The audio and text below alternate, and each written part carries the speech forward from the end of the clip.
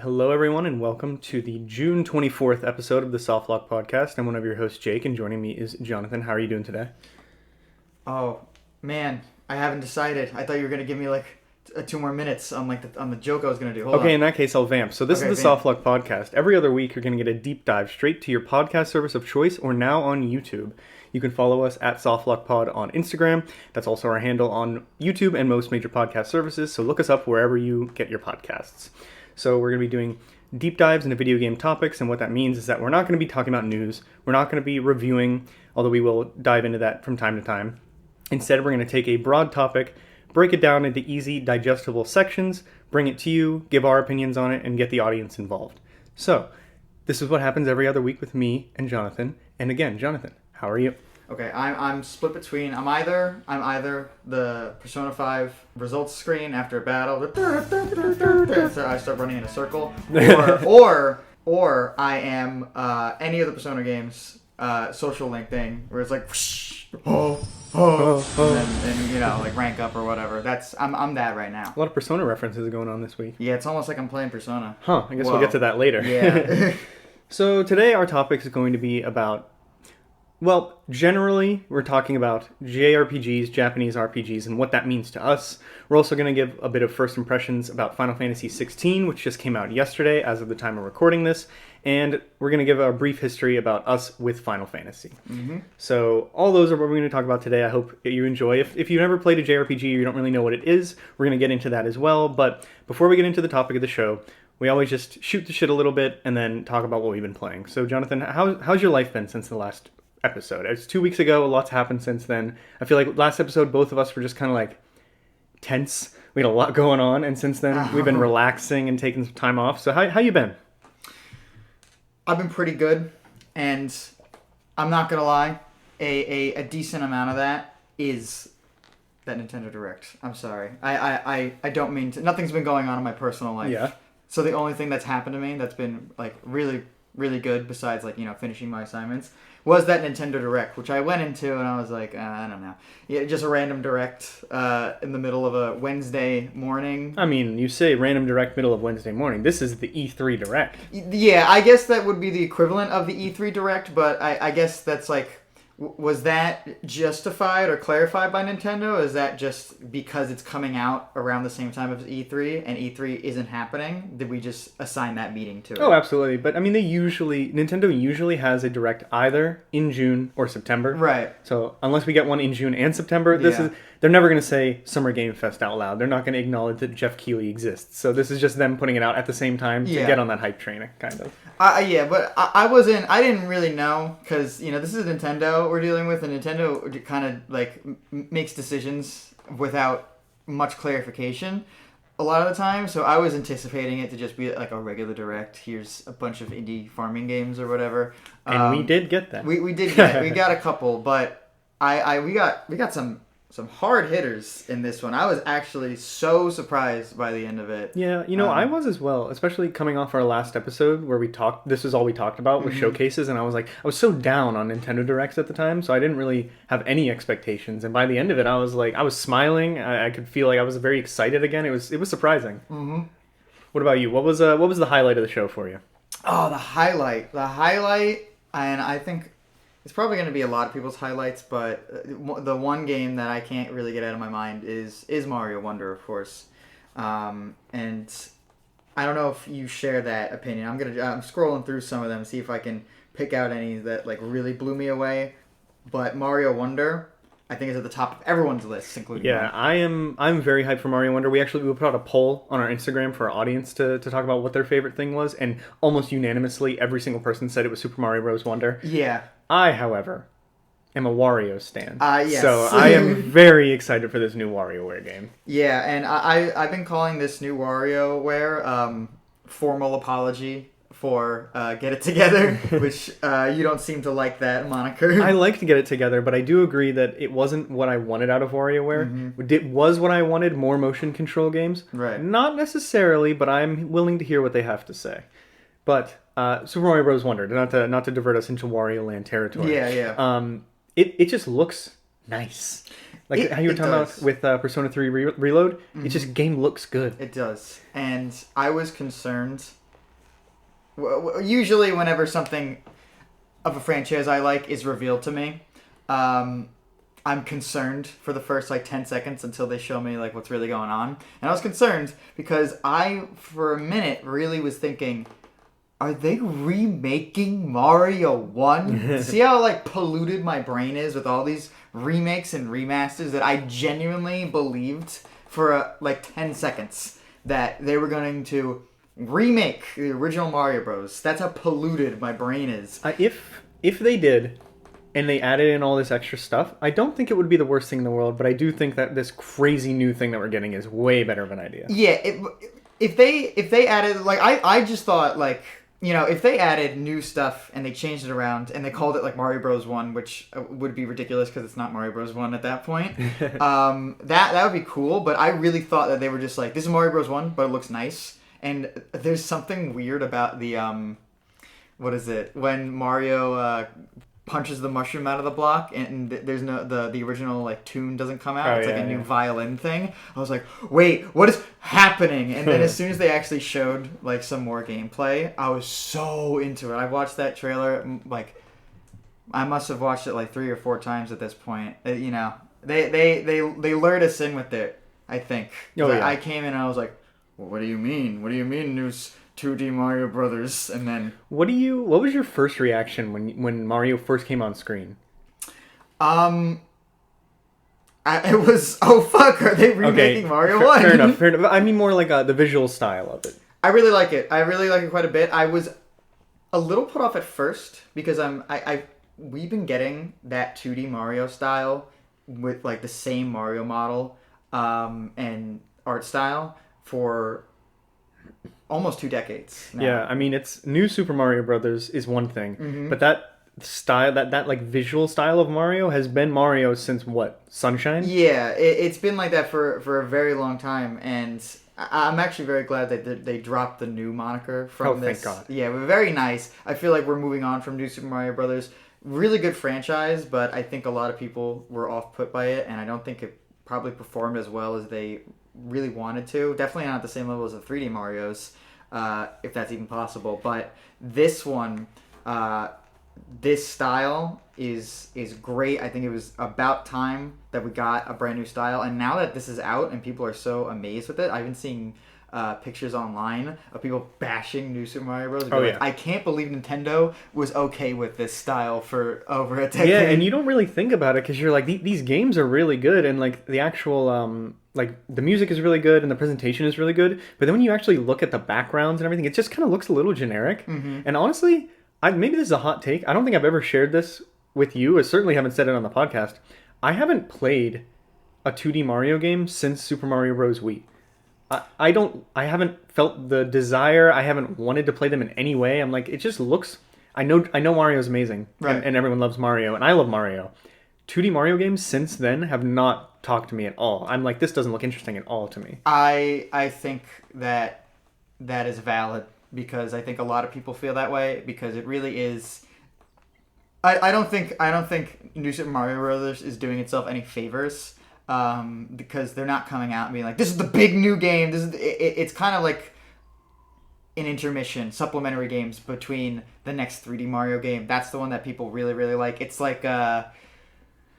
Link's Awakening for Switch. I don't think everyone was falling over themselves to get a copy of Link's Awakening on Switch, regardless of how good it is. Mm-hmm. Regardless of how good it is. It's not that appealing to a lot of people, so I think you're completely valid in that point. Yeah, I've been kind of feeling bad about it in a weird way because I've played every 3D Mario game, 3D Land, 3D World, all the Odyssey, everything. But whenever New Super Mario Bros. U came out, I was all hyped up on the Wii U, but I was still I'm good. Yeah. But now Super Mario Bros. Wonder. But first off, my first reaction when I saw the art style was, oh no. It took 5 seconds of me looking at it though, and I realized, oh no, wait, this is very cool. This is really cool. For some reason, when they first showed Mario and he looked like a Mickey Mouse cartoon, I was like, oh no, is this really? And then he did something where he sucked his hat back into the pipe, or he hid in his hat or something, and everything was very cartoony and the proportions were very off. animated, very animated, and very very flashy, and then they actually stand out from the background now. Like the backgrounds and the characters and the enemies are modeled in 2 different styles and frame rates even, and it's that contrast was really cool. So I'm gonna get lively. This one. He's full of life. Every character feels like they're full of life. In the other 2D Mario games, if you stand still, Mario is just stone faced the whole, and you're like, ooh. And you can play as Daisy. Which is so funny to me because these games have had 4 playable characters for a long time. Actually, I guess New Super Mario Brothers Deluxe changed that, but for a really long time it was Mario, Luigi, that Peachette? Yeah, Peachette, but then you can also play as Nabbit. They added in the last one, the port they released for Switch. But it's always been Mario, Luigi, Peach, Toad. Not even. It was just two Toads, and then it was Peach. Yeah, but my point is, I feel it was always like 4. Yeah. It was always 4 characters, so I'm glad that they went out of their way to be like, yeah, just give an extra character in there, put Daisy, please some people. Nice decision. Do you think we're gonna get Wario? Like, do you think there's gonna be another character, and they're just holding it for like another pop in a trailer? I think Wario is too far removed from the Mario universe to appear in any mainline Mario game that isn't sports. I mean, fair, but I don't know. I'm kind of thinking like, not like Nintendo knows what they're doing when they make trailers. Mm-hmm. They are the god of showing their games off the right way. Mm-hmm. They might not show everyone else's games off the right way, but when a Nintendo trailer comes out, they know what they're doing with like keeping the pacing right and saving the reveals for later. Like these Mario Kart characters.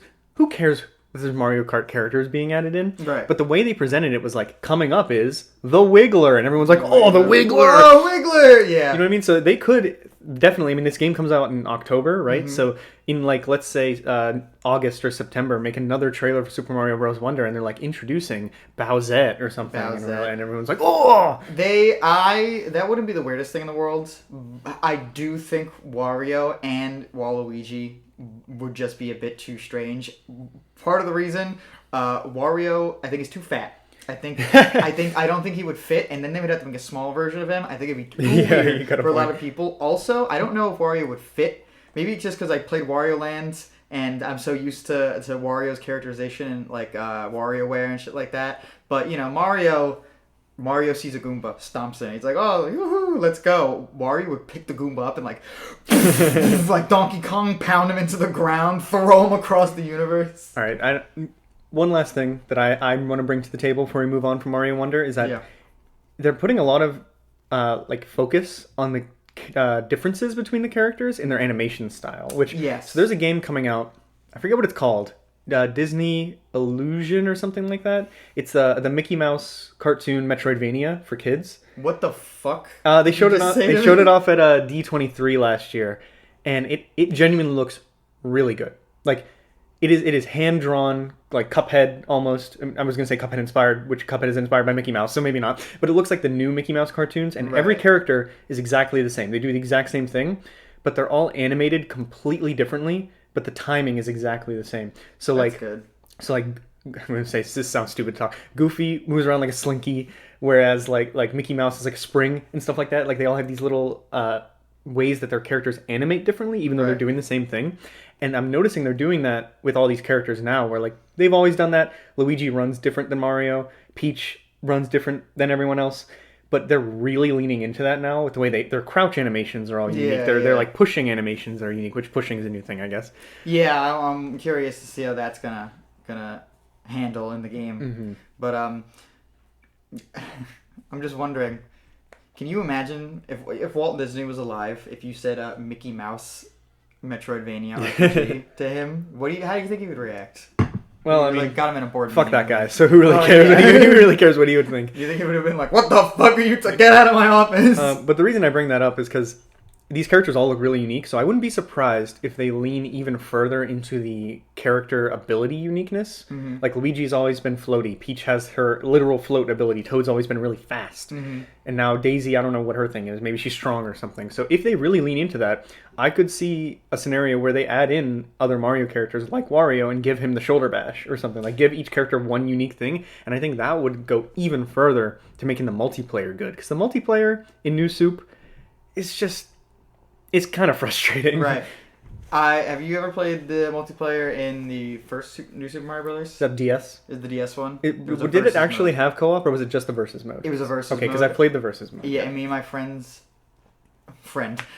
one friend I played it with, oh my god, it was so much fun. It is. It was so good. There was that one map where it was all the pipes, but you could like glitch up above the ceiling, and there was a hidden star or something. That was crazy. My favorite one was it was just, well, I mean, they were all just narrow, horizontal, like maps, and there was big crushers across the entire thing. I mean, my friend had so much fun playing that one.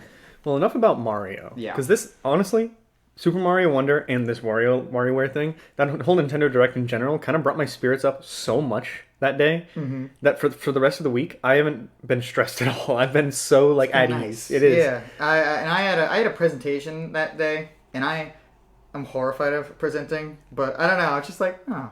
Maybe that's also because I stayed up until like 2:30 a.m. the night before getting all the work done, so I didn't have to do it that day. But I was like, oh, okay. This will be all right. Nintendo's back on the menu. Nintendo's back on the menu. Pikmin's back. But enough about all that. What you been playing since we last talked? Because I know last time we talked, you didn't really have a lot of free time going on. No. I've been playing Persona 3. Okay, so which version of Persona 3 are you playing? I'm asking for the audience because I'm also playing the same one as you. The new...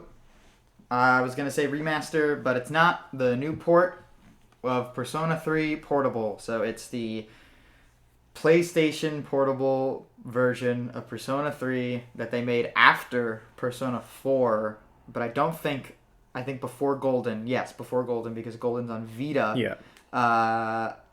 And it's just a port of the PSP version. And the PSP is not very powerful, and you can tell, but it's alright. I find it a little odd that this is touted as a remaster. Is it? It is. So is the Persona 4 Golden port. Now, you look at side-by-sides of the Persona 4 Golden to the Vita version, that is a remaster. All those textures are upscaled to 1080p. It is crazy. Yes. Persona 3 Portable is not up... Maybe the dungeon parts look better. Right. I haven't seen a side-by-side of it, but the overworld is literally still images. It is still images. It's actually, I think, most people see it as a downgrade when it was announced that the portable version of the game was the one that was going to be getting the port treatment. A lot of people were very upset. They were like, why not FES or even the original? Because now we don't get the answer. We don't get fully interactable environments, blah, blah, blah, blah. But then Portable has the female protagonist, which people really, really like. And I am very happy that they went with the Portable version for the strict express purpose of the gameplay is better. Oh, yeah. Because it was after Persona 4, so they put in a lot of small quality of life changes from Persona 4 into Persona 3 Portable, and I really like that. And also, I don't know if I could play that whole game with AI-controlled party members. I don't think I could do it. Yeah, I 100% agree, because when they first announced that they were putting the portable version on... Because it's not just on Switch, which would kind of make sense why they did the portable, but it's on everything. I was a little taken aback, especially because I had played FES through at least for part way before, so I was like, I wanted to continue that on there, but now I'm going to play this other weird version. Yeah. It's all like top-down, side or point-and-click thing. I don't know how I feel about that. Playing it, though, first off, having the open world as a menu is I actually kind of prefer that. Honestly, I really do. It's pretty nice. It is so easy to use. Of course, you have to put on the help mode, which I didn't know was a thing until you showed me about 15 hours in, and I found out that I could interact with objects that I didn't know I could interact with. Why is that not on by default? All right, that's fine. But it's very easy. Ease of use of that game is so easy. But I think it sacrifices some immersion, and because I kind of am blowing through these months. After I kind of get through the Tartarus for my, my weekly grind or whatever, my monthly grind, because it's a month, I get to the end of the area, I level up my guys, I go, okay, I have the rest of the month off until the full moon event, and I'm kind of just blowing through, because I don't really want to, like, explore or check anything. I'm like, oh, let me go find the old man. Let me go hit the old man. Go to the menu, fast travel directly to the old man, and I'm there. And I kind of miss some of the other things that are happening. I saw So now I've been trying to explore because I feel like I've been missing so much. I did a whole month in like a day, and I was like, oh my god, that was really fast. If this was Persona 4 or Persona 5, especially Persona 5, I would have been like there for 2 weeks. That would have been my whole like a week of work. Yeah. But I was like, all right, let me do some exploring. I went to the shrine on just some random day, and Junpei and Yukari are talking to Ken, which I don't know if you know about Ken, but he's a party member that joins like later in the game, and they're just talking to him, and I'm like, oh, that's so cool. What, they're just here? I'm like, oh man, I kind of wish I was exploring the whole time. I might have been missing stuff like that. So I don't feel as attached to the world, unfortunately, because of that, but it is very easy. Yeah, and I didn't really think about that because for the most part, I feel like this game significantly lacks random events in the overworld compared to 4 and 5, where in 4, I swear to God, every single day there's something that wasn't. There's some shit going and then on. in 5, oh my God, it's like every day of the week there's 6 deals going on at different stores and different people to talk to. 3, I feel like I've seen a party member out in the wild once, and it was just, oh, are you going shopping here too? Cool. Yeah, cool. That was pretty much it. So yeah, I kind of like it because I guess should we just like explain what Persona 3 is? Because this is the JRPG episode, and this is a JRPG, so I feel like it would be worth it to start talking about that now. Sure. I mean, who doesn't know what Persona is at this point? But yeah, you're right. So, okay. Persona is like half Shin Megami Tensei Pokemon-style JRPG, and then the other half life sim visual novel, where you're just a high schooler. Right. And what you do in the overworld impacts your ability in combat, and then the performance you do in combat in the dungeons gets you stuff that you can use in the overworld. Yeah. And it's all layered together with like this dating sim / like friendship sim with your party members and all these other people. And everything you do kind of benefits you in one way or another. So you can kind of do whatever you want in any order. Yeah. So yeah, half social simulation, half traditional turn-based RPG. Surprisingly good combination, all things considered. Yeah, they really found something with 3. I'm not surprised that they've been milking 3, 4, and 5 for so long after that. And I think they were really ironing out some I guess I want to find a better word for issues, but I guess I'll just say issues. They were ironing out some issues with Persona 3. I think there's some weird stuff in it that I'm glad that does not continue into the later games, and I'm really excited to see how the remake is going to handle that. But yeah, I'm really excited. And all things considered, the combat is a little dull compared to some of the other entries. It opens up as you get further into it, but it's surprisingly fresh for the time. So like when Persona 3 came out, obviously Persona 1 and 2 were already out and established like the flip on the SMT formula with the social sim and everything, right. Kind of, because I don't think a lot of people played the first 2 Persona games, nor do I think a lot of American audiences, Western audiences, Europeans played Shin Megami Tensei, and still even now people aren't playing Shin Megami Tensei, except for 5. 5 sold very well. I mean, they hyped that one up. They did. But I think like the combat is surprisingly different from other games of this ilk. Like comparing it to, say, I'm trying to think. There aren't that many like monster collecting games anyway, besides Pokemon. It's one of the few. And, like comparing it to Pokemon, it's very different. Even though it's all type based, you have a party, and then you also have these set of monsters that you can use. But then comparing it to a traditional JRPG like a Final Fantasy or something like that, the ability to like combo off of the enemies and then switch to your party members and all have these different typing elements that weaken enemies. It's pretty unique, and I'm surprised that they came up with a way, because like SMT obviously was doing that forever. Right. I'm surprised they came up with a way to put that in the hands of people who wanted a little bit more of a casual experience and convert them to hardcore turn-based JRPG gamers, and it actually worked. Yeah, I think that they did a really good job making a JRPG that is, like, mechanically wise, like gameplay wise, has defined characters in the form of your party members. These are rigid character types that can do certain things, that can't do certain things. They're good at this, they're not good at that. And then when it comes to your character, you can really do whatever you want, and you can delve into collecting these personas and making a build that works for you. I love that. I think they got the best of both worlds, and I think it just got better with each installment. And Persona 4 is my baby. I would agree that it got better with each installment, but I do think the way they handled combat in 5 was so repetitive.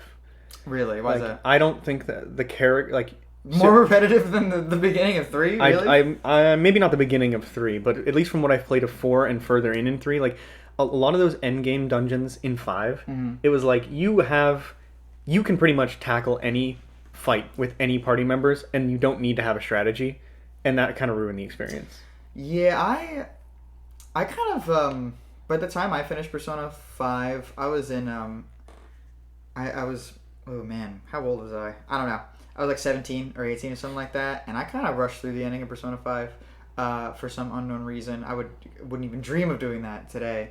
And I had a pretty tough time. I actually had to go out and grind in that last dungeon, the above Shibuya, for a decent amount of time. Maybe I just was over leveled or something, and that was on me. But I felt like the final 2 dungeons of that game, I just had the same party the entire time, and I never had to worry about it. I didn't have to actually have a plan going into any boss fight or anything. And I wish it was a little tougher. But then in Royal, when I got to that part, there's a new mechanic in Royal that I wish was in Persona 3, because it's really good. Where if you hit an enemy's weakness, you can switch to another party member to take that turn instead of you.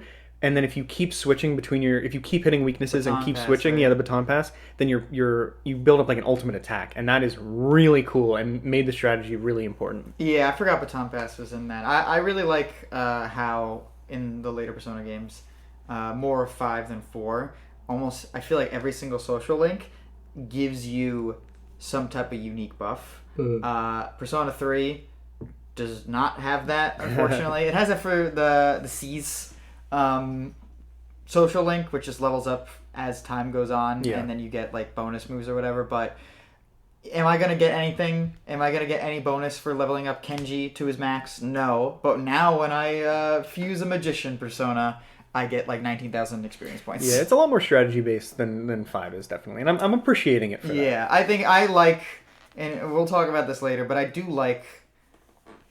be liking a grounded basic RPG sometimes. I know Persona is very far from a basic generic quote unquote RPG, but sometimes just a very easy to digest RPG reminds me of a burger. I can always have a burger and just be like, oh, this is a good burger. Didn't blow my mind, but it was a good burger. I guess that's a good analogy. Yeah. Speaking of grounded and what did you just say? Generic. Grounded and quote generic RPGs. I've been playing the most grounded and awesome JRPG of all time, Call of Duty. And so the reason I bring that up is because if you follow us on Instagram, you'll see that I put up a post asking you, what's your favorite JRPG? And I gave a definition of a JRPG, or Japanese role-playing game, is a traditional genre of role-playing video game generally understood as involving predetermined story and player characters and an emphasis on narrative and storytelling. Now let me tell you, this Call of Duty Zombies, it be having a story. And it be having characters. It sure does. Therefore, it's a JRPG. No, I'm just playing around. But going to see Hamlet. Oh, man. Yeah, no, I hate the way people talk about JRPGs, and that's why I want to get to the nut of that later. But I have been playing a lot of Call of Duty Zombies, and I've invited you into my world of zombies a little bit, because this is my whole childhood. Yeah. From age 10 to 15, I played Call of Duty Zombies at least once a week, usually every day. At least for a couple of years there, every single day of my life I was playing Call of Duty Zombies, and it's been really nice to dip back into it, because I thought maybe it was just nostalgia, but I'm having just as much fun now as I was back then with even the old games. It is a lot of fun. Yeah. It really holds up. Like, as they went on, they started to add more and more crazy shit into these zombies maps, where it's just a horde mode.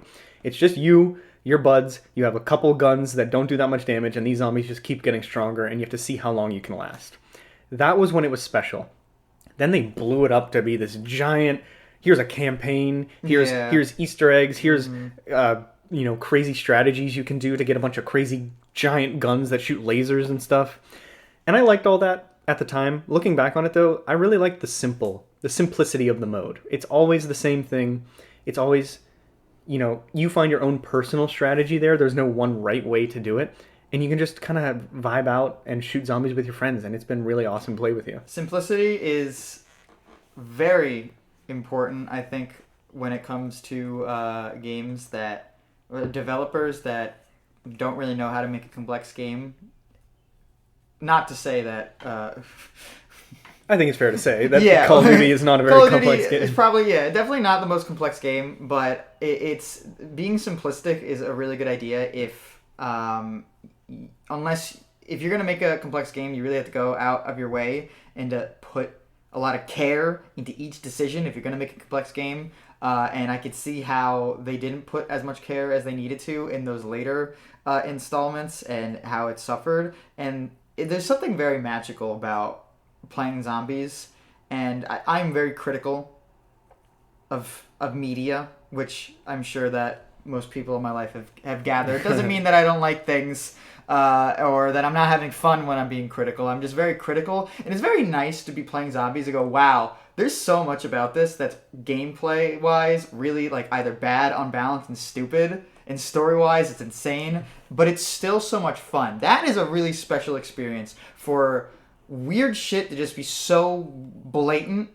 but so fine. It's just something they did. It's something really special, and I agree with you. I'm in the same boat with you. I'm very much enjoying playing zombies with you. When you were like, what'd you say? Oh, if you do well on your presentation, we'll play zombies when we get back. I was like, really? Are you serious? Yeah, no, because back in the day, I had a couple friends, like basically one of my friends from school that I would play with every day, and we would just, see how high of a round we could get. Sometimes we would try to do the Easter egg quests and stuff, but then as we grew up and grew apart, I got really more into like the story side of everything and the crazy Easter egg campaign side of things, and I really liked it at the time. And honestly, it's really impressive that they were able to form such an audience around such a niche thing to do in a mode that should be so broad and appealing. Yeah. Like there are hundreds of thousands of people who play zombies, who have played zombies, that have never even started one of the Easter egg quests because they're so well hidden. And you don't really get that much from doing them other than story stuff and usually like a couple extra guns or something to do for your thing. It's just because you like that sense of discovery and that sense of challenge in this if you already played a lot. And that was really cool to me. But I usually did it solo. Yeah. So going back to a multiplayer version of that is, first off, throwing me for a loop because the strategy is completely different. Yeah, you're running around with like the beginner pistol with no ammo when I have like 16,000 points and like 2 great mystery box weapons. I'm like, Jake, what's going on? Because my strategy is always to just keep your pistol as long as you can to rack up points because I'm the only one killing things. But what you do is as soon as you get enough points, you get a really good gun and then kill everything so that I don't get any points. I'm like, what the fuck? But it's different. It's really fresh. I really like playing it. And I'm not excited to play Black Ops 4 because that game is fucking terrible. No. I don't have anything to say about Black Ops 4, but I just one other thing that I really want to just kind of bring up is that I really enjoy, this is the same reason why I think roguelikes are so popular, because this is, in a way, this is kind of like a roguelike. I appreciate how there's so many matches that give you a personal story, Yeah. Like, oh, I held out in this corner of the map with this gun, I had these perks, and me and my friend did this. I accidentally locked Jake out of the huts with an electricity trap because I thought he was in there, and that was like that was our little arc. We had a whole story arc, and it was very nice. Yeah, it was great. It's because at a certain point you realize that the game is very repetitive and boring. So but because of that, you make your own fun. Exactly. And no one's like, oh, I'm kind of bored. Should we do something? You just kind of do it. I don't know what it is about it, but it's cool because it's so easy. It's so easily accessible. It's so. There's so many choices. These choices aren't crazy. It's just, do you want to go to this part of the map first? Do you want to go to that part of the map first? But they feel like they matter. Yeah. Yeah, but enough about Call of Duty. Yeah. Let's talk about our topic. Let's talk about numbers. Show. Yeah, numbers and damage. Yes. So our topic of the show today is JRPGs, and with a little bit of Final Fantasy thrown in there. Mm-hmm. So Final Fantasy, one of the longest running franchises in video games, certainly the longest JRPG franchise. They're the king. I think it's an undisputed fact. It's not a fact. But I think this is a subjective opinion held by many, many people. I think Final Fantasy is the king. When it comes to RPGs, it's the king. They're the classic. They're still going, reworking the formula all the time. I think they've proven the test of time, even amidst all their failures. And I think probably the most influential role-playing game. Absolutely. You ask any casual gamer to name a JRPG, if they know what it is, they're going to say Final Fantasy. Some of them might say Dragon Quest. Yeah. But I think even people who don't play video games have heard the name Final Fantasy, just like Mario. Yeah. It is a big media property. I remember, so I've always been Final Fantasy adjacent, where I've always known about it, but I've never been that into it. I remember when I was like 11 years old, my parents were watching 2.5 Men. And the kid in that show was playing Final Fantasy, whatever was out. Final Fantasy 11 or whatever was out at that time. Probably. What, was he playing on a computer? Yeah, he was playing on a computer. No. He was playing on a Game Boy Advance. So on a Game Boy Advance? I don't know whatever it was. It doesn't matter. He didn't even say a number. It's probably the games that I was playing. Yeah, it was just a sitcom. He just said, I'm playing the new Final Fantasy or whatever. And I was like, dude, is Final Fantasy really that big that my parents are watching a show where they're talking about Final Fantasy? Like, that's a little weird. That's a little weird. But it's that big. And just yesterday, their newest entry in the franchise, Final Fantasy 16, came out, which is completely different from anything that came before. But every Final Fantasy is pretty much completely different from the ones that came before. Yes.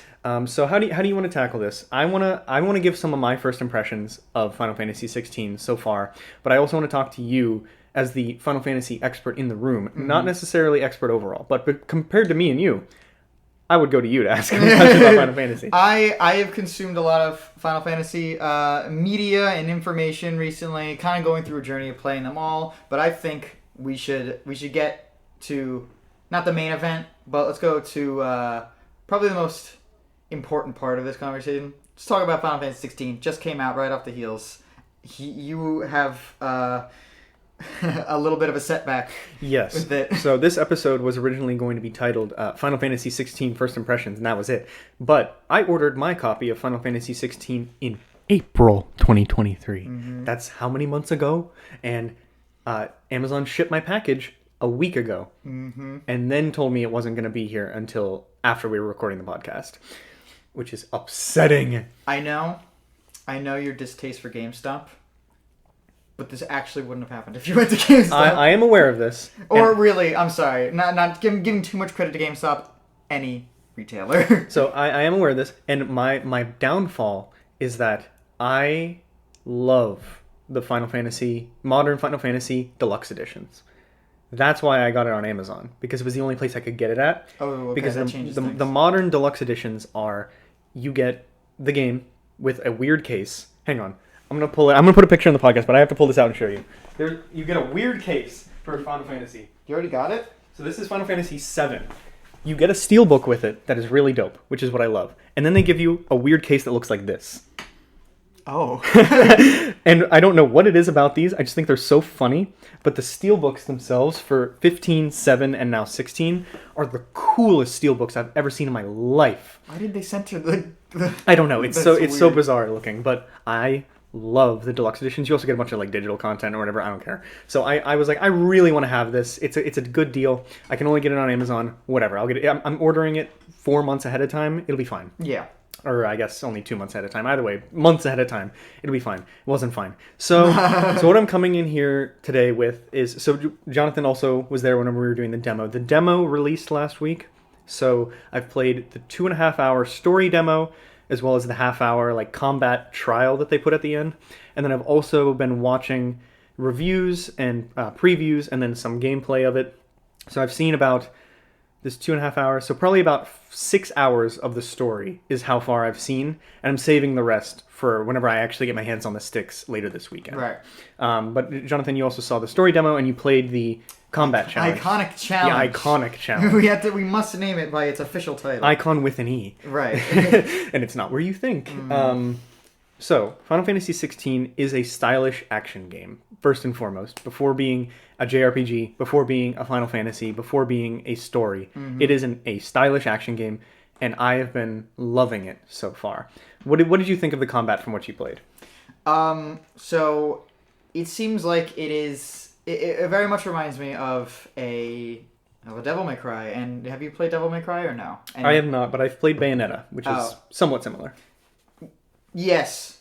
Devil May Cry, maybe better, though. I was going to say... I'm pretty sure that's the common consensus, but I can't really talk about it. I haven't played Bayonetta. It's on my list, but maybe I'll play it one day. But I really like Devil May Cry, and... Here's where we have a common ground that we can compare it to. How's it compared to Astral Chain? Oh man. Dude, the jury's out on Astral Putting you Chain. on the spot there, huh? Yeah, I haven't played Astral Chain in a really long time, and I remember it did not make me feel the way I thought it was going to make me feel. I'm going to replay it. Jury's out for me on that one. I'm not sure. Compared to Devil May Cry, make your point. Sorry about that. It's very similar to Devil May Cry. It's hectic. It's combo based, it seems. But of course with these RPG elements, which unfortunately we didn't see a lot of in the actual demo. We saw some equipment and like getting skills. I'm assuming that'll change as we play through the game. It'll become much more open, and we'll see more of the RPG in this RPG. But for now, very similar to Devil May Cry. And I liked it quite a bit. There's significantly more like character action and abilities. You can switch to different icons and stuff, and that changes up your style on the fly. But yeah, Devil May Cry, that's what it mainly reminds me of. Yeah, and I obviously I've never played Devil May Cry, so I can't compare it to one, but I've always seen Devil May Cry as more of like you do thousands of damage and stun enemies to combo them type deal, whereas this one I feel like you're very vulnerable at all times. I don't know, is that accurate? The videos you're probably seeing are the I feel like the most popular Devil May Cry clips are the experts playing the game and doing an entire combo, destroying everyone in the room with no problem. If you picked up the game, you probably couldn't do that. I've been playing the game for a while. I can't do that. Okay, so fair enough.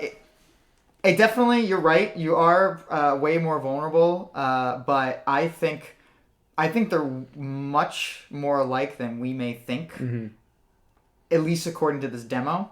Yeah. And I would love to see a comparison between Devil May Cry at the beginning of Final Fantasy 16 and then the end of Final Fantasy 16. That's what I want to see. Okay, fair enough. We'll see when that comes out. I mean, people have already beaten the game, so I'm sure that content's out there. But what? Games I thought it was supposed to be 60 hours. Clocked in at 60 hours, but reviewers obviously got access to the game weeks ago. Okay. So there are people out there who have content and everything. Right.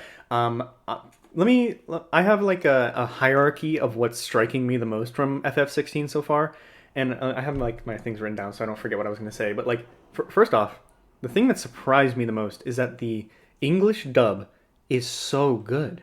It's so good. I was really shocked. Like I actually listened to some interviews with Ben Starr, who is the voice actor for Clive, who's the main character, right. And he's so passionate about Final Fantasy as a series, and so passionate about Clive, and like him in particular really stands out. And I've also seen a lot of content with Sid, who you meet very early on, Sid. Who he's like I forget the actor's name. Hot. He is very hot. I forget the actor's name, but he's like an actual movie actor who came to do this video. He's done other video games, but this is like his first big one, really. He did Diablo 4 as well. Oh, really? I might be speaking out of turn about his first big one, but I know this is the first time I've been people be like, oh, he's in a video game. So He's really good, but... So I listened to an... Ralph Ineson? Yeah, Ineson, yeah. So I was listening to an interview with Ben Starr, and he said that his dad died during the filming of FF16. So every time that his character is vulnerable, sad, angry, those are like real emotions coming out. Oh. And you can tell in some of these cutscenes that he is really channeling like everything he has, and I can't imagine what it would be like to actually be in the booth with him. I would be like...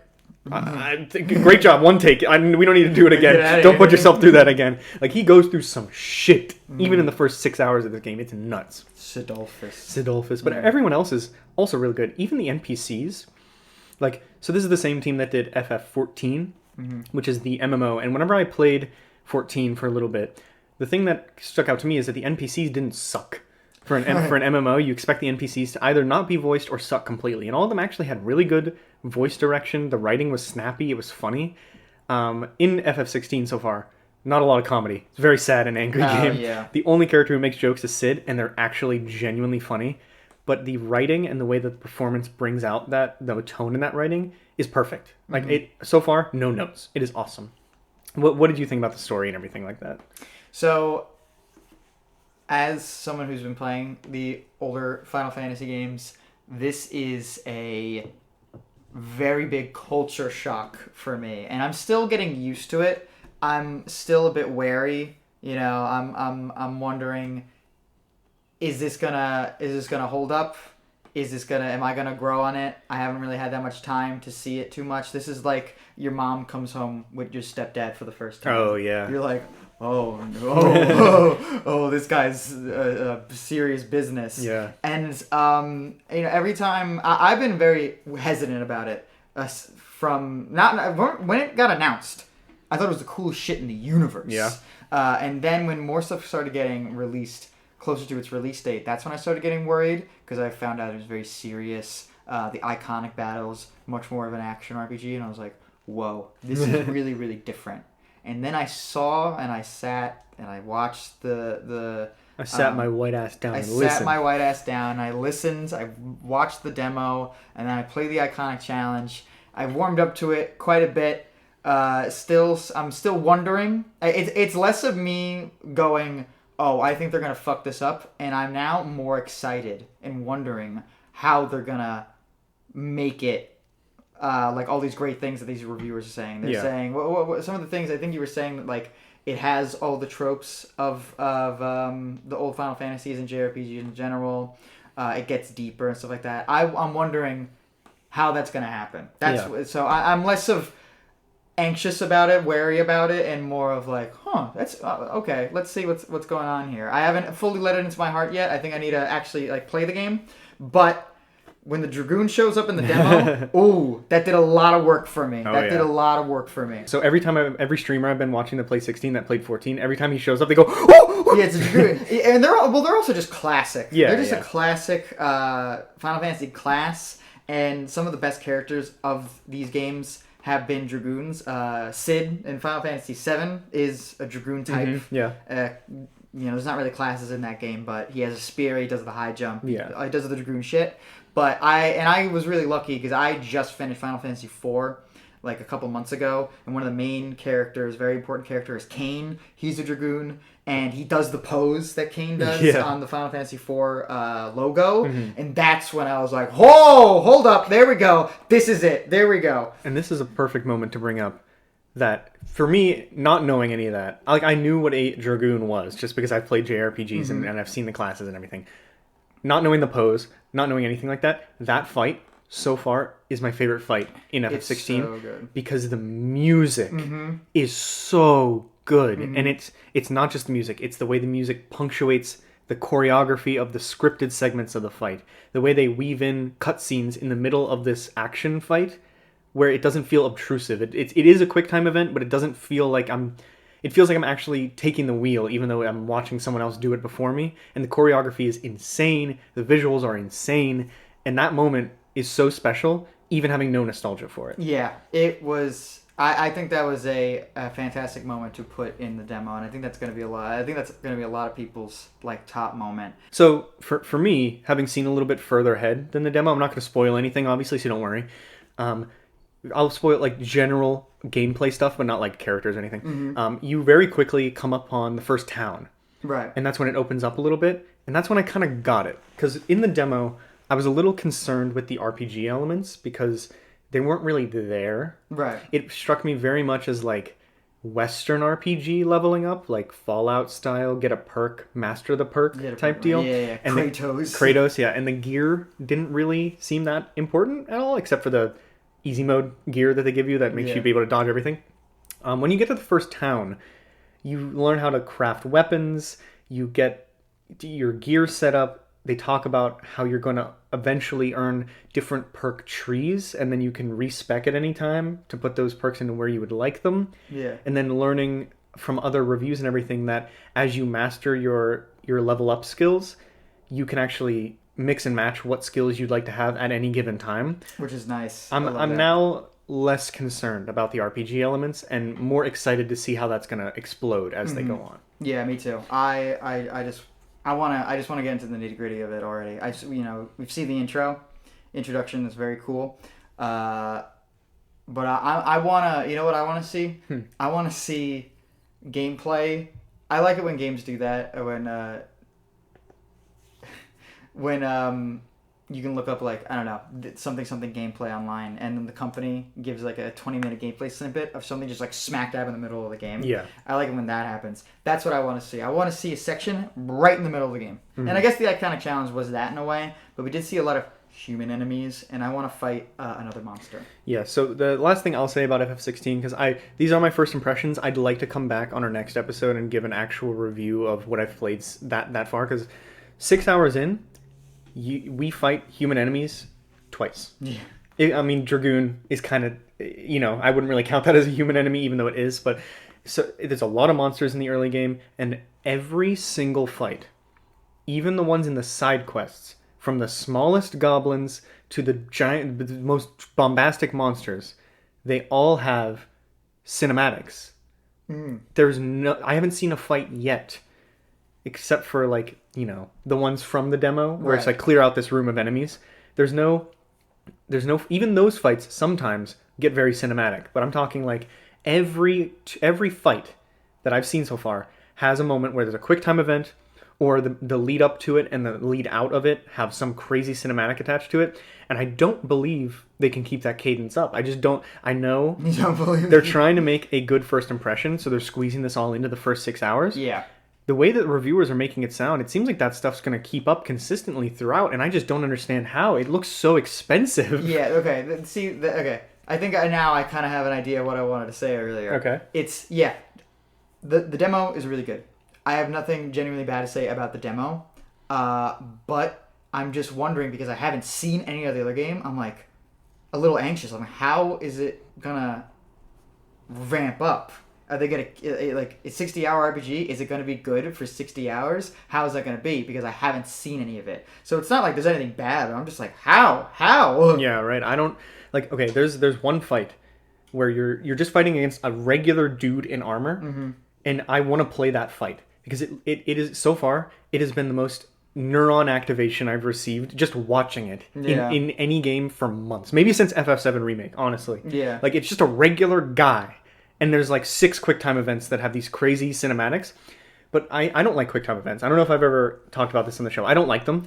Oh, right. Because they really take me out of whatever I'm doing. Yeah. But the ones in here, the way they kind of work is that they're punctuated on the health bar. So you feel, instead of feeling like I just got interrupted, my combo, like what I was doing is just interrupted, it happens to punctuate the fight. Show like we're moving into another phase now.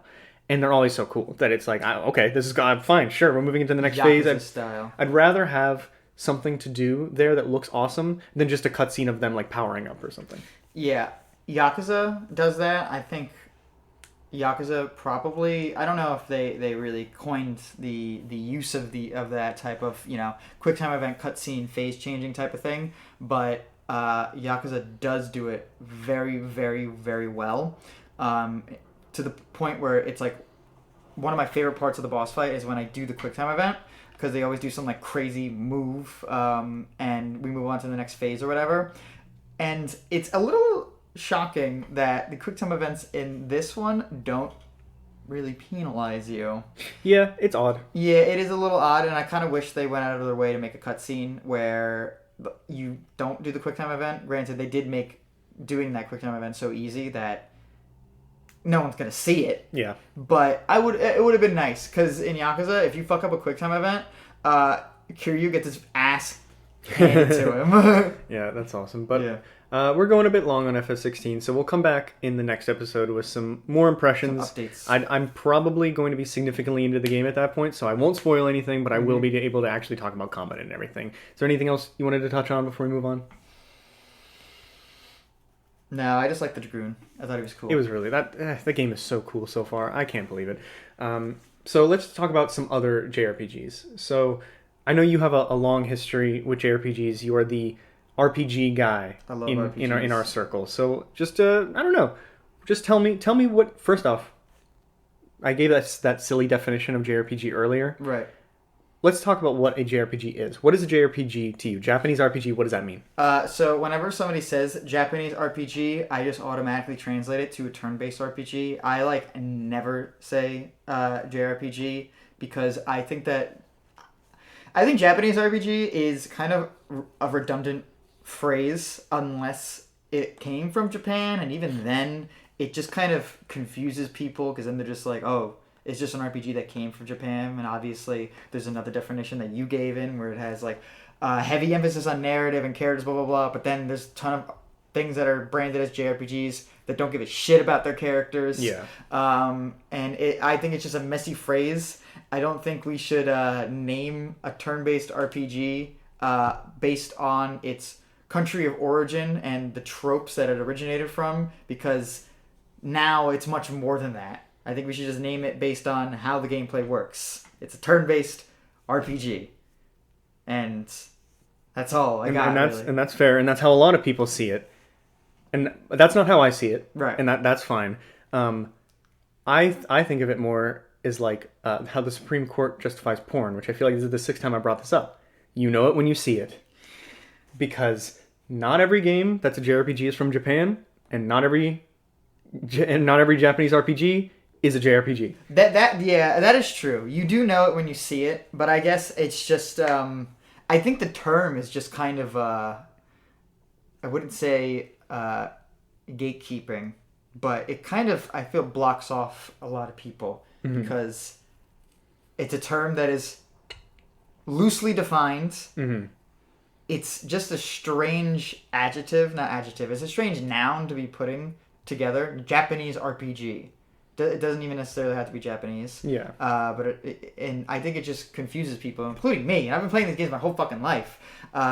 So I agree with you. You do know it when you see it, and I think that a JRPG does have a certain vibe and flow that other RPGs don't have. But for like consumers and for the sake of our audience, I think it's a silly term. It is absolutely a silly term. But like we had to put something to it because my when I was thinking of this, I was like, what is a good JRPG? I was thinking, well, I would say that games like Nier Automata are JRPGs, even though they're completely action. Right. But by the same token, I would say that games like South Park: The Stick of Truth, which is a turn-based RPG made in Canada, is a JRPG. So it's you know it when you see it. Yeah. And if it's turn-based, I think it's safe to say that's Japanese RPG. If it's not turn-based, it gets a little more muddy. God of War Ragnarok is not a JRPG to me, but games like Nier Automata or other Platinum games or any other action game like Scarlet Nexus, something like that, those are JRPGs because they're anime influenced. So it's all about the influence. Let me put it this way. If you think the person who made that game really liked Chrono Trigger or Final Fantasy, it's probably a JRPG. And that's what we're going to go off from here on. Yeah, it's what JRPG is whatever you want it to be at a certain point. Yeah. So what are your favorite or, most played JRPGs in whatever way you'd like to interpret the term? So you said this, but I didn't realize this, but I really love RPGs. I think RPGs are probably, specifically turn-based RPGs, are probably amongst my favorite genre. A little behind tactical strategy games. Which can also be JRPGs, or they could be more American. It's the whole thing. And I just love it. So even the most like generic JRPG style turn-based game, I'm just instinctively into, and I don't know why. Mm-hmm. And I, like many people, I started out with Pokemon, but I really enjoyed what really made me like the series and the genre is like Mario and Luigi. What else? The Paper Mario, any of those classic Nintendo RPGs. I really enjoyed those when I was a kid. But my favorite one is a tough question, and I have it written down here. I think Dragon Quest XI is my favorite RPG of all time. Dragon Quest XI? The newest one, right? Yes. Okay. I think it is my favorite RPG of all time, and it's very strange. It's very strange because it didn't even really necessarily do anything crazy. It doesn't have anything new.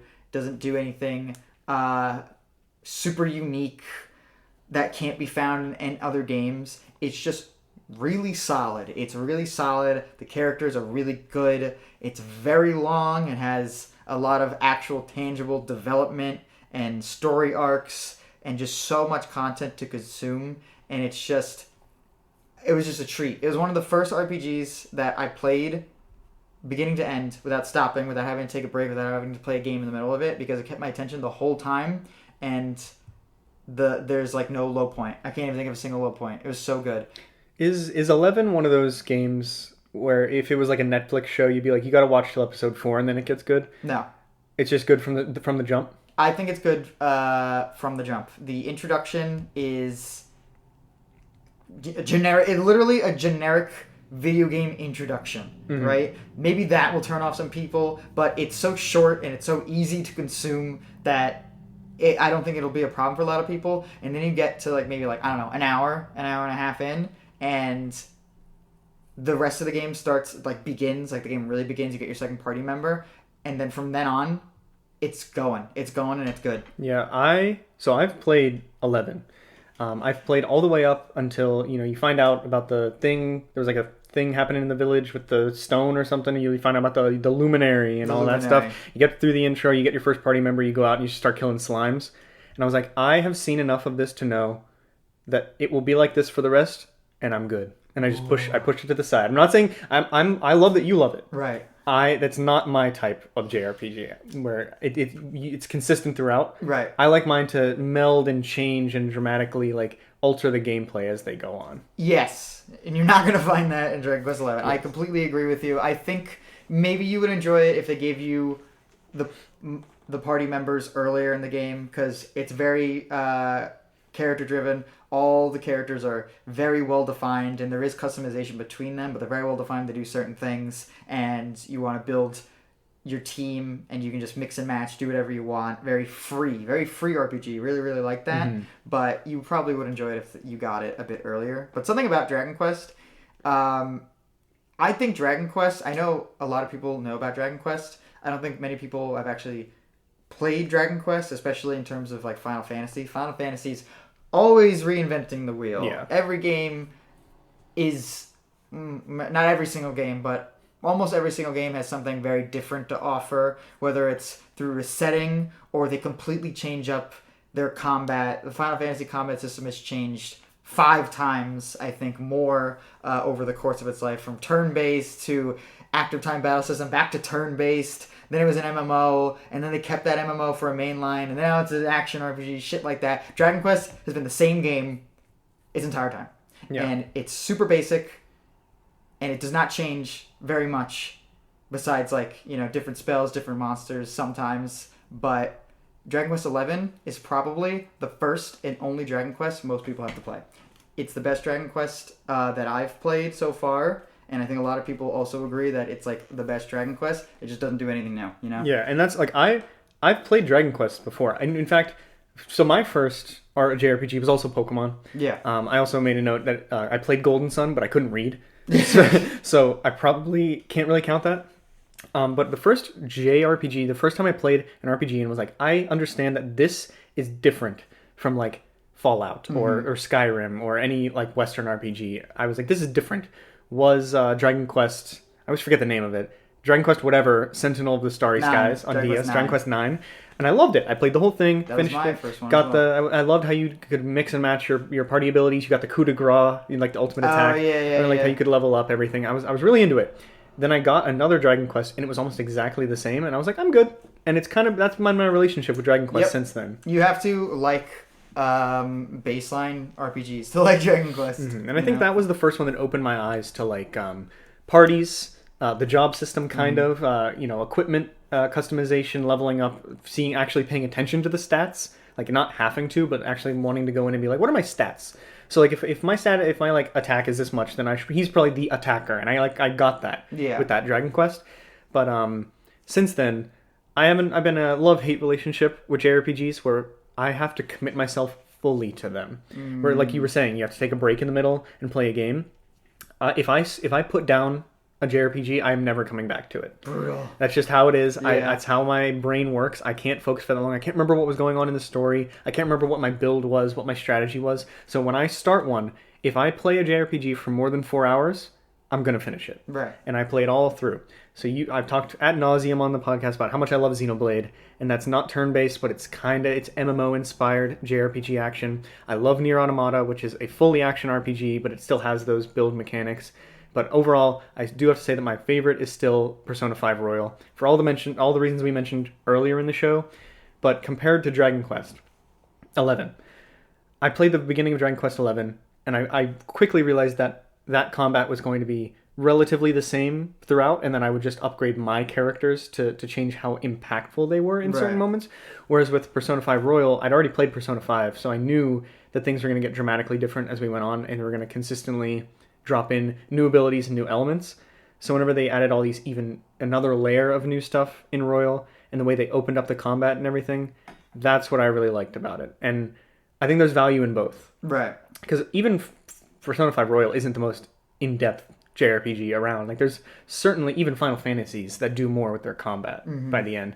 But when I was thinking about this, I don't know if you agree with this, because I think both of our loves for these games are valid within this framework. The thing that makes me love JRPGs so much is that I find immersion in them through my connections with the characters in and out of combat, whereas in something like Skyrim, a Western RPG, most of my immersion comes from my character being the guy. And yes, there are JRPGs where you're primarily one character, even 16 is kind of like that, but it's like I can feel how all my characters are working together in this moment to make this combat satisfying, and that's what I really like. Yeah, no, I agree with that. I love having party members and having like a team of people. And sometimes, you know, the team of people can be blank slates, and that's fine. But some of the best RPGs I've played are characters that you get right in the beginning, and you grow with them, and you learn more about them. So similar to, you know, the Persona games. Yeah. Persona 4, they were my friends. Yeah, right. They were my friends at the end. And even, I never finished this. Big regret in my life because I was, I don't know, 15, 16. I was very close to the end of Bravely Default. I was like 80 hours in, and I dropped it because I was 15, and I don't know, Smash probably just came out. Yeah, that sounds right. Yeah, and I regret it deeply because Bravely Default is so good, and I like the gameplay is really good, but also I just miss the characters. I want to see the characters talk to each other, do things with each other, discuss what they're gonna do, like feel emotions with each other. I was like, damn, I want where's Ring a Bell? Bring it back. Oh. Here's another weird hang up that I have. So every criticism I've had of these games so far is purely a Jake thing. Like, I'm not, obviously I love that you love these games for the reason that you love them, but sometimes I just can't get down with that. Yeah, it's not for everyone. And for Bravely Default, that world was so interesting to me. Mm-hmm. And I really loved the way they drew landscapes on the 3DS. I thought it looked visually stunning for the 3DS at the time. And I was like, I can have this in my pocket. This is awesome. I cannot play games with random encounters anymore. I just cannot do it. It is... And you turn them off. In Bravely Default? Yeah. Really? Uh-huh. Okay. I mean, so that plus a combination of the job system, which I think I might have just been too young to appreciate. Because I remember I've even brought it up on the podcast that I don't enjoy the job system that they have in Bravely Default and classic Final Fantasy. And I know you love it. I love the job system. I've been thinking about it recently, and maybe I was just too young to really appreciate it. Because Xenoblade 3 has the job system. Really? And I loved it in that. So I'm thinking maybe I should give Bravely another chance. You might just want to just skip to Bravely Default 2. Well, that's probably what I would do. Yeah. Or even Octopath Traveler, I'd probably skip to that. Yeah, I don't know. I think you should check the reviews for Bravely Default 2, see if they're as good as Bravely Default 1, because I don't know. I mean, I'm sure the gameplay is just going to be just on par with the other two Bravely Defaults, but whenever I fall in love with the story and they make a new one, I'm like, oh, are the characters, will they match up? I don't know if the characters are going to match up in Bravely Default 2, but I fell in love with the Bravely Default 1 cast. So nice. Yeah, and that's kind of... You bringing that up is another reason why I'm like, maybe I should revisit it, because I loved that world. Mm-hmm. And the characters were okay, but I didn't get far enough into that game to really appreciate them either, because I very quickly had to grind, and I didn't know about that. Maybe I did know you could turn off random encounters, but I remember having to grind to level up my characters and their skills, and I just didn't get it. Bravely Default was actually, I believe, one of the first... Not one of the first, but... No, I was going to say, no, not the first. But I believe it's one of the first instances of customizable difficulty. When that game came out, everyone was talking about the accessibility and difficulty. Because there's easy, normal, hard, there's standard difficulties. And then you can customize, like, how often do you want random encounters? How much experience do you want to be given from battles? How much do you want money, items, blah, blah, blah. And I feel like it's not super common in games now, but it's common enough that it's not like a surprise. But that was like the first time a video game did that. and I'm surprised more people don't know about it. Yeah, I don't really remember that at all, and I was kind of upset. I was like, I just bought this game for $40 or whatever it was at the time, 50. Yeah. It's like I just bought this game at full price. I thought I was gonna like it because I like that Dragon Quest game, and I don't like grinding, and I can't get down with it. So maybe I just didn't know about the features or anything. I might have to go back and revisit it. Yeah, you might have to check it out, especially if you really like. If you're enjoying Final Fantasy now, I think maybe if you played the first Final Fantasy games, you would really, really like it, because Bravely Default, and I didn't notice this at the time, but now I understand it, Bravely Default is a Final Fantasy game. Oh, yeah. Very clear understanding, but even more, Bravely Default is a Final Fantasy game, a good Final Fantasy game, in the midst of the dark ages of Square Enix. There was no, culturally accepted Final Fantasy games coming out at that time. 15, who the fuck even knew what was happening? And then Bravely Default comes out, and it's just, this is Final Fantasy again. And it's awesome. I also felt like it freed it from some of that baggage. First off, it's not Final Fantasy 15. It doesn't have 15 entries where people who aren't aware are like, do I have to play the other ones to understand the story / how to play the game? It's a new franchise. It also removed a lot of the same tropes. It did, yeah. So of course, it keeps the crystals or whatever. It keeps all the same jobs, but it's I don't know. It's fresh. It's so good. Yeah. So maybe I will revisit Bravely and we'll talk about that one day. Because for most of my life since I played that game, I've been a hater.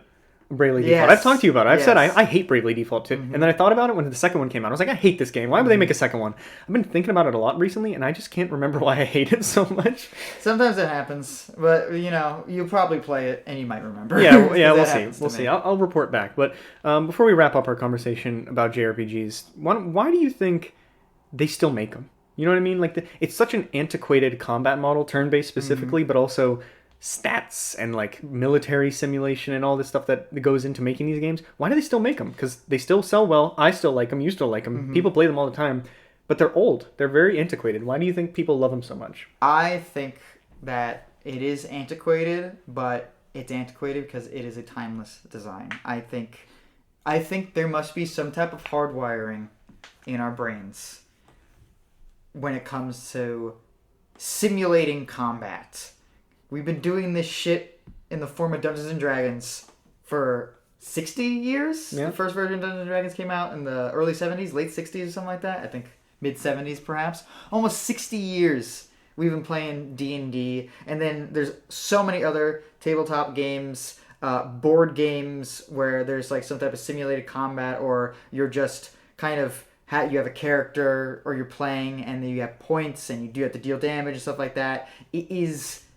probably like just the earliest form of game known to man. Not known to man, but it's just a timeless design. Am I making sense? I'm picking up what I'm putting down? Yeah, I kind of am, but I don't really know why. And I know you probably don't have the answer to that. I'd like to hear more, maybe like do some research. I don't know I bet there are some academic papers out there about Final Fantasy. I bet there is. I think a part of it might be because it's kind of hardwired into our brain. It's just fun. And even though these games haven't been out for super, super long, I think the concept of them have been out in the form of like board games and then simulation games. I think, wartime strategy games have been a thing for, I think, hundreds of years. Yeah. Just people just do that in their free time.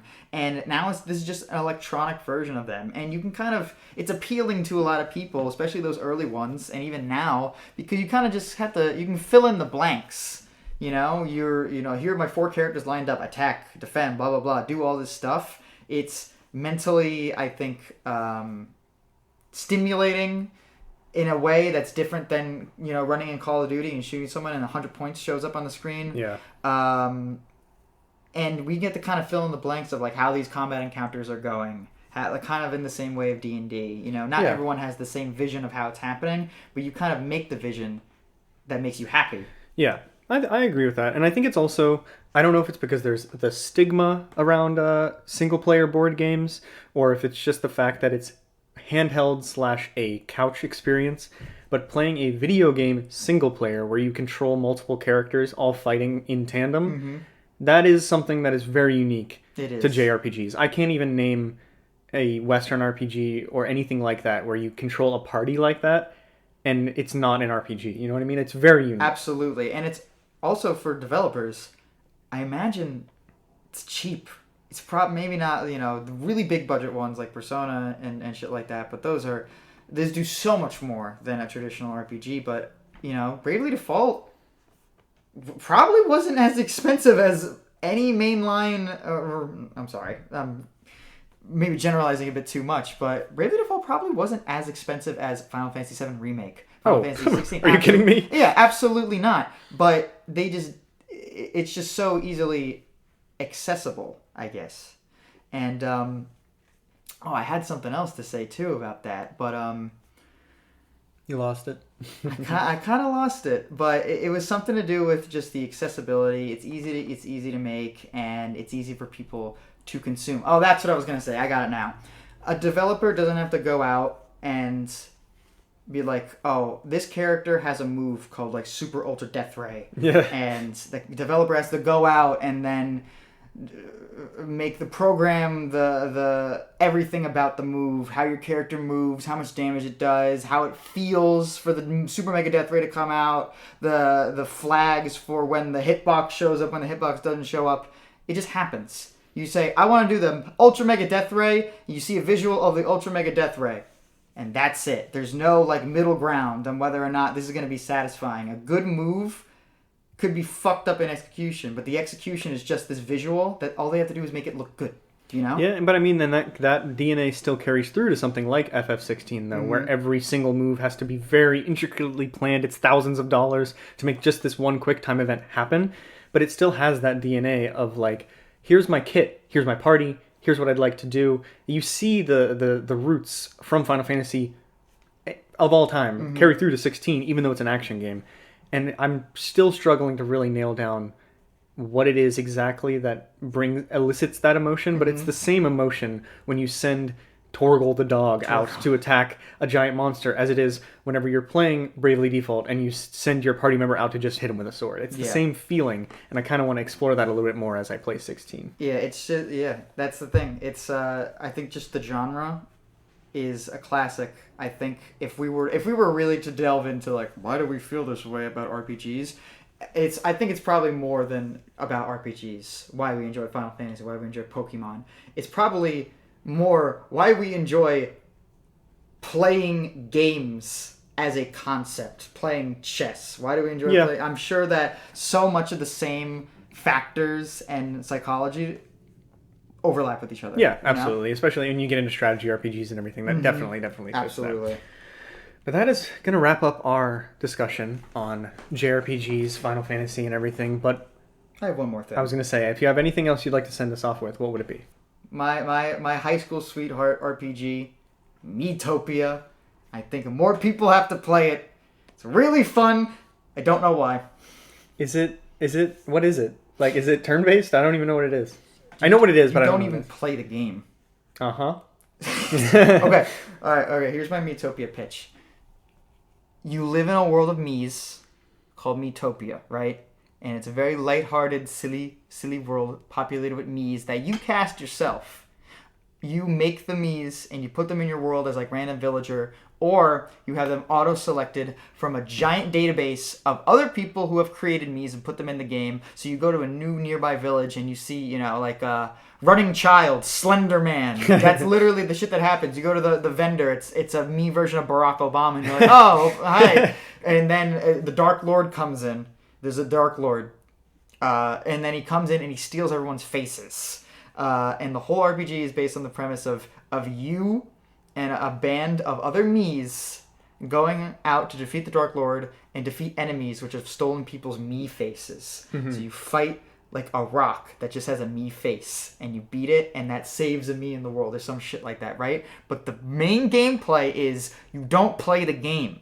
Have you played Tomodachi Life? I have played Tomodachi Life. It's kind of like that. That is the closest similarity I can make to Miitopia. You can control your own character, but it's honestly not worth it because it actually removes all these random events. Because what happens is that you make You make your character, then you get 3 other party members, and then throughout the game you get like 8 more, and you can swap out the party. And there's a job system, there's classes, stuff like that. You enter a battle, and you just let them go. It's like Find Me, right? It's very similar to Find Me, but way more in depth because there's like character relationships. Your character all the Miis have different personalities that make them do certain things. If your Mii is lazy, sometimes they'll just skip a turn. And then if they're getting serious, it's literally called, like, this Mii is getting serious. They decide that on this next turn they're gonna do double damage. They're gonna do like a really good spell. Sometimes they'll get into a fight with another Mii, and then they're gonna. I don't know. George Lucas is about to fight the Twerky, real enemy, the Twerky with a giant ass.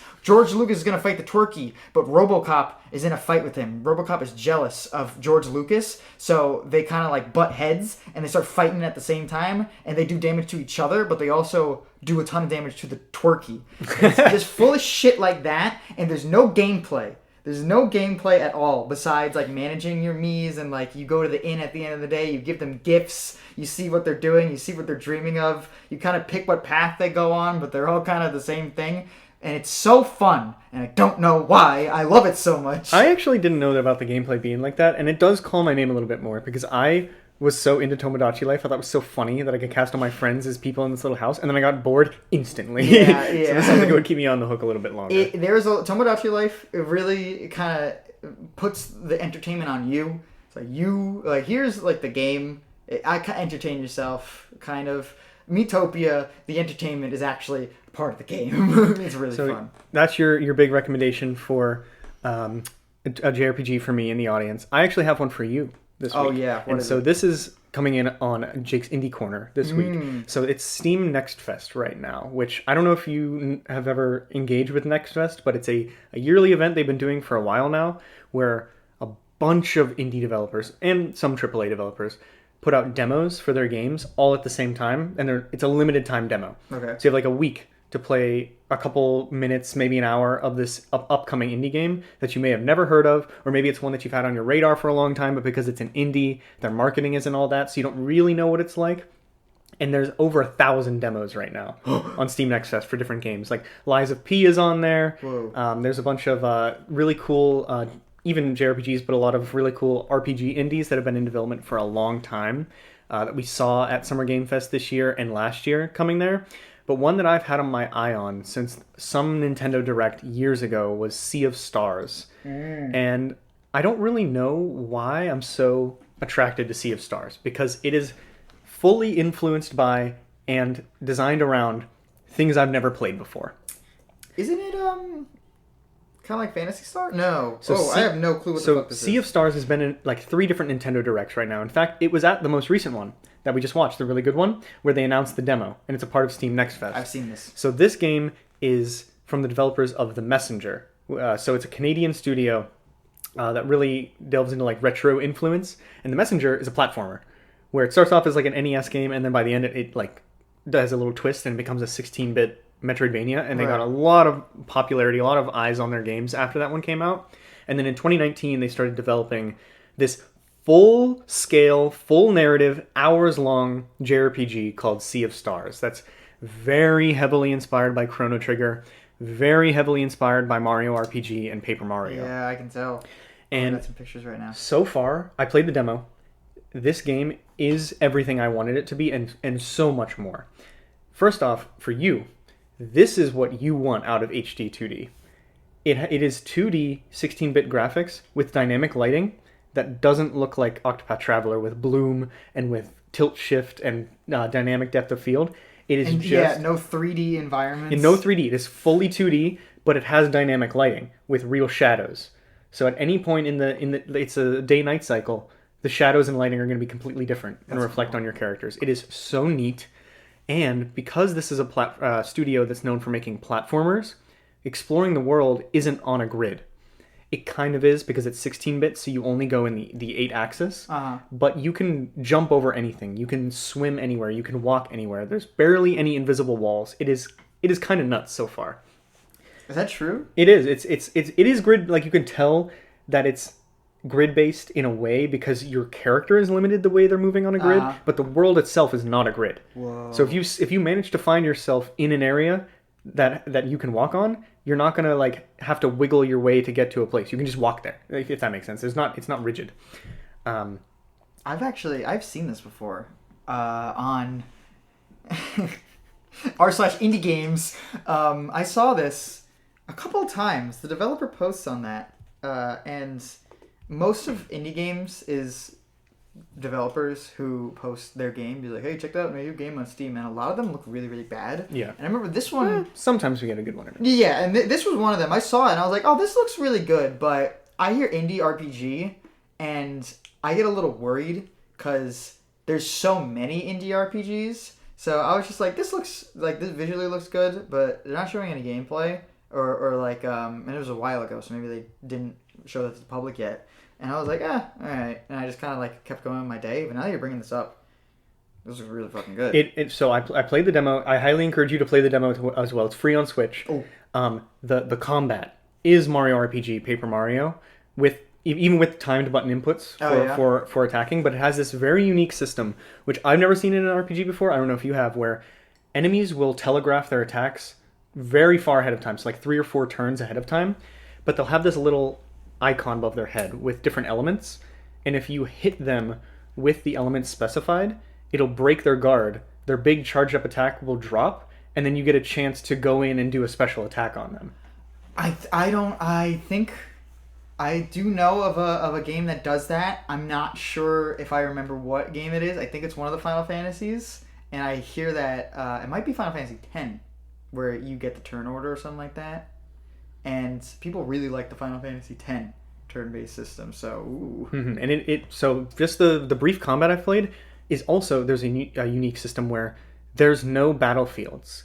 There's no random encounters. Wherever you find the enemies, that's where you fight them. I do like that too. And at first I was like, oh, well, they just put them in areas that they design as set pieces to be for battles. But the enemies will sometimes follow you to different areas, and they'll still fight in like a narrow corridor that you find yourself in. I do really like that when a battle takes place actually where you are. You know what game does that? Bravely Default? Dragon Quest XI. Oh. And there's a really weird feature in Dragon Quest XI. I was going to ask, can you move around in battle? Does that mean anything? No, you cannot. Oh, okay. In Dragon Quest XI, you can move around in battle, and it means nothing. I don't know why they put it in the game. It's just funny. Funny. Yeah. It's just if you don't want to be in the 4 lineup. But it's strange, but... Last thing about Sea of Stars. So it comes out August 29th this year. I have my eyes on it. I do think I'm going to actually play this one because it looks like it has the juice. The juice. 2 little things. First, the combat was so satisfying because the numbers are small. It's like the opposite of Disgaea, where like you will only do like 20 damage and you're like, damn, I just did 20 damage. Yeah. But your health bar is also only like 50. You die a lot, but your characters revive themselves. So it's, instead of it being like, my character died, now I have to scramble to get my healers on them or use an item, it's more of a, oh, my character died, now I drop my combo. Now I have to just try and defend the rest of my characters until that character gets back up. Oh, okay. And that's very interesting, especially because you will die in like 2 or 3 hits from an enemy. You're going to die a lot, and that's fine, because it doesn't end the battle, no matter who dies. Even if your main character dies, you get to keep going, and that's awesome. The other thing, the music, I can't believe it. Indie games, music always never ceases to amaze me. They got the guest composer that did music for Chrono Trigger and Xenoblade Chronicles 1 through 3 on there, and it shows. Like, is it beautiful music or is it bumping music? So far, it's beautiful music. Okay, but it's all chiptune. All right. But then I did get to an area where it's like pirates, and it was kind of silly. So I assume that this guest composer isn't making all the music, but like his influence on the other composers is very apparent, and it's very Xenoblade. It's even very Chrono Trigger for those of you who listen to the soundtrack like me, even though you never played it. Great battle theme. Yeah, so I cannot hype up this game enough. Free demo right now, ends on the 26th. I'd imagine they keep the demo up. A lot of the developers that do Steam Next Fest do keep the demo up after the thing ends, but just in case, I would go out and try it while you still have time, because it is so cool. I'm putting it on my eyes list. I have a list of games that I need to get, and then there's a list. There's another list at the very bottom, and it's just an eyes emoji. Those are the games that I'm undecided on, or I want to investigate more, see when it comes out, or if they're not out yet. And with that, we come to the end of our podcast. Yep. So thank you all so much for listening to us rant about Japanese RPGs for almost an hour and a half. And remember, you can follow us on Instagram at SoftlockPod. If you're listening to us on Spotify, make sure you rate and review. If you're listening or watching us on YouTube, make sure you give us a subscribe and hit that little bell because it really helps out a lot. And we will see you in the next episode. We're probably going to be a little bit delayed on the next episode because Jonathan's going out of town for a while. But follow us on Instagram to keep up with our next topic, put in some submissions. And yeah, we did get some audience submissions for this episode. Sorry we didn't get around to reading them. We just kept ranting for so long. So you are seen. Thank you for submitting, and we'll be sure to get to you next time, okay? Thank you, everyone, for listening. See ya!